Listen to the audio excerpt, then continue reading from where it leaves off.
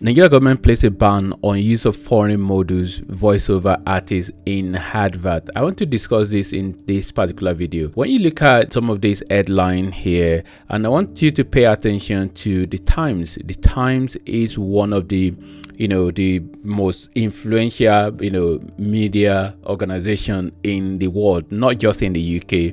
But I want you to pay attention to the difference they have in the headline. I mean, these are just few of a lot of headlines.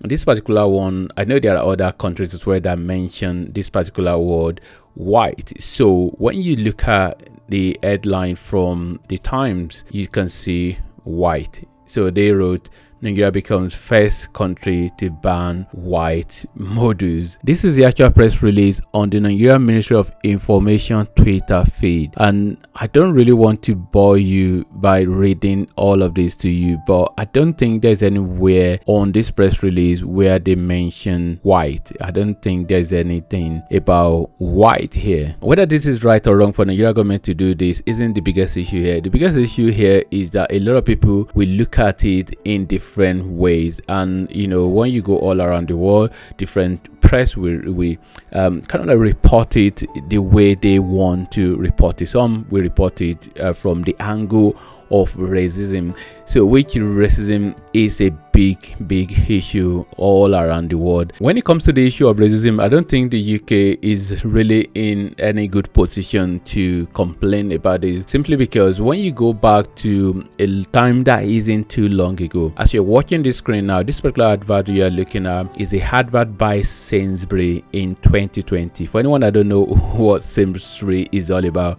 Sainsbury is one of the biggest supermarket in the UK, and it's usually a big deal during the Christmas time when they have adverts. So when all these big brands in the UK, when they come out with their Christmas advert, and this particular advert was in 2020, and when you see the people that are in this advert, definitely they are all black. So, and this did not really go down with the British public, because as I'm going to show you some comments that came out as a result of this particular advert. I mean, that isn't the only advert. There were other adverts. So when you look at what I have on the screen here, so these are just some quick screenshots from YouTube page of Sainsbury. As you can see, I mean, it's just all there live. By the way, you can go and confirm this on YouTube.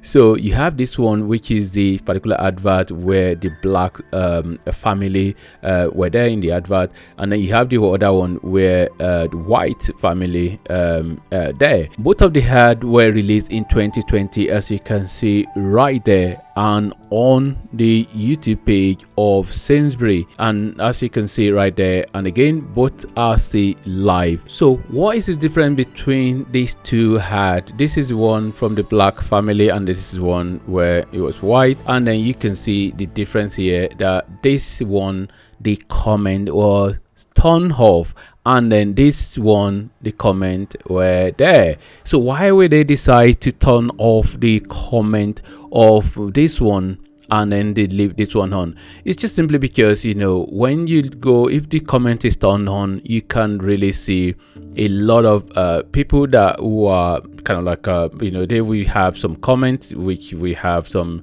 racism tone in them, and then it's just going to go out of hand, and then people fighting over each other in the comment section. So, and then they just happy to turn the comment off. And for this particular video with the black family on, there were complaints actually to the TV channels in the UK. They were complaining. I'm going to show you some of the comment, some of the complaint, like the comment that relate to the complaint. I'm going to show you in a minute. And this is another video that is there on Sainsbury YouTube page, and again you can see Sainsbury YouTube page. You can search this as well. You see there on their YouTube page, and this particular one is Black History Month, whereby they just ask some of their staffs, because Black history means a lot to them. They just ask some of their staff for them to share their thought on what they think about Black History Month. And this particular video as well, the comment was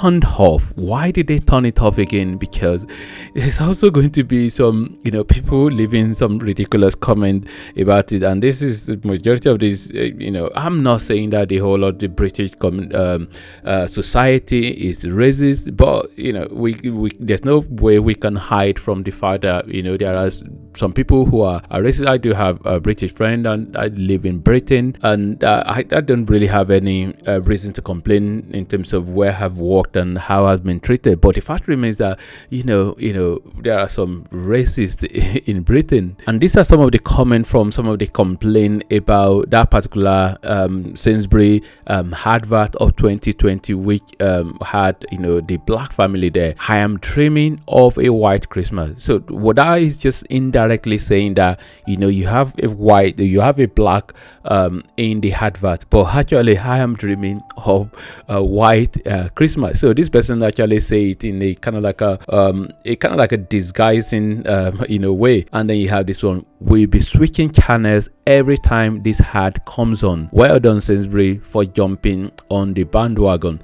So this person is not really hiding it. So they're just saying that they're not going to watch this advert that has a black family name. Good advert. Looking forward to seeing the UK version. So they're saying that advert is not a UK advert because it has black in there. So you have, well done, Sainsbury, you've managed to completely alienate the few remaining white customers you still had. Black represent 4% of the population, but you've ignored the other 96%. Good call. So, and this one as well, this particular one really have some stats there. So which you can't deny that black is a minority. So if black is minority, they are saying, the person is saying that they should just be minority. They shouldn't really be taking majority of space on the ad. And when you now think about it, going back to the case of Nigeria, putting a ban on foreign module or voiceover. I mean, it's just going to depend on the angle you are looking at it from.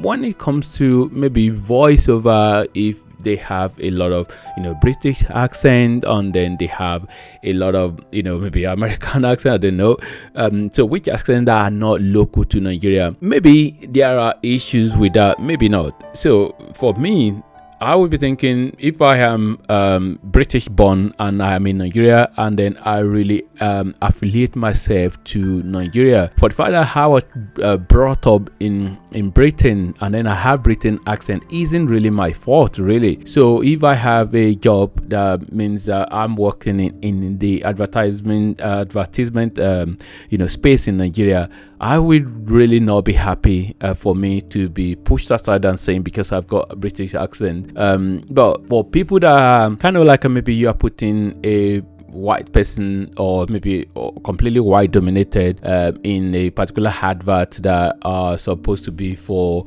local people to make decisions to buy something, and then I think people really have a good call as well to kind of like argue against that, to have that.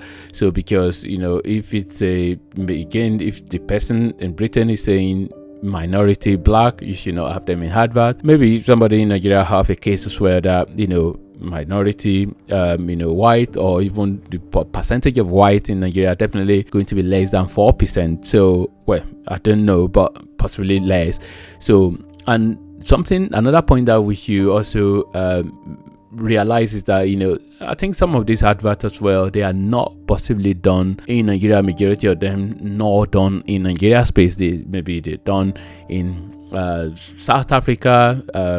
I used to have a friend who kind of like work in advertisement space, who the company that he worked for, they were a South African company. Because some of these adverts are not done within Nigeria space, might possibly not be a good excuse not to include as many local talent as possible. Nigeria government approved a bill that give the authority responsible for these advertisement agencies, it give them the responsibility of pushing the talent of Nigeria media professionals, through having them, more of them through having more of them in marketing, communication services, and advertisement. So really, it's almost like Nigeria is trying to promote their own, their own talent, and that might not necessarily be a bad thing. And this is one of those things that you will have people that are for, and then you will have people that are against. So, but at the end of the day, this is the decision from the federal government of Nigeria. Whether they're going to change or they are going to backpedal on this, nobody really knows. But for now, this is the decision they have made, and we will see in the future. Maybe another government might come in and they might change it, or they might decide not to change it at all. And yeah, it's just the way the world works nowadays. Everybody trying to protect their interests. So I'm not really going to blame Nigeria government too much for protecting their own interests or protecting their own people. Maybe there's a better way to do it, maybe, possibly. And then, because when you go to other countries like that, for example, you go to China or Japan, you will see them having some policy that will be really very, very strict, and that is to protect their own business, to protect their own people. It's the reason why the likes of YouTube or the likes of Facebook are not allowed in China, even though people might still be able to use them through VPN or through various means that they want to use them via. But they just have the law that protects some of their the way they do their things, to be able to protect their people. Really, another point to raise really is that, is this really going to have a serious impact on Nigeria economy, or is it going to cause any damage to the economy? I don't really know, because some of these things, sometimes we look at it from the perspective of the Western world, or the outside people are really very powerful, and then they can cause a lot of damage if we don't listen to them, if we don't do things that they want. But another way to look at it really is that Nigeria is really a big country. Nigeria is really a beast and has a lot of influence in the world. Influence, I mean, Nigeria is a big market that most of the businesses outside Africa really want to tap into that market. So, and we've seen the case of Twitter, for example. When Nigeria government banned Twitter, for example, it was almost like Nigeria is the one losing. But if Twitter isn't really gaining anything in Nigeria, they would have completely just said that F word or something like that to Nigeria government, and they just just ignore them and go and look for another market somewhere else. But they were able to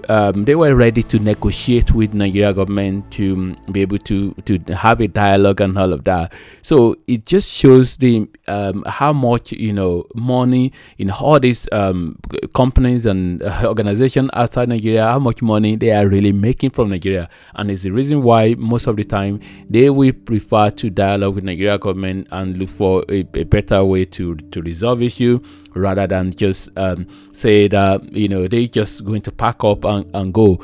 But don't get me wrong, I mean, there will be companies that will decide to not operate in Nigeria anymore. But why some people prefer, some company which say they are pulling out, you will have some company that we just want to come anyway. So, and it's just because of money. We're talking about money.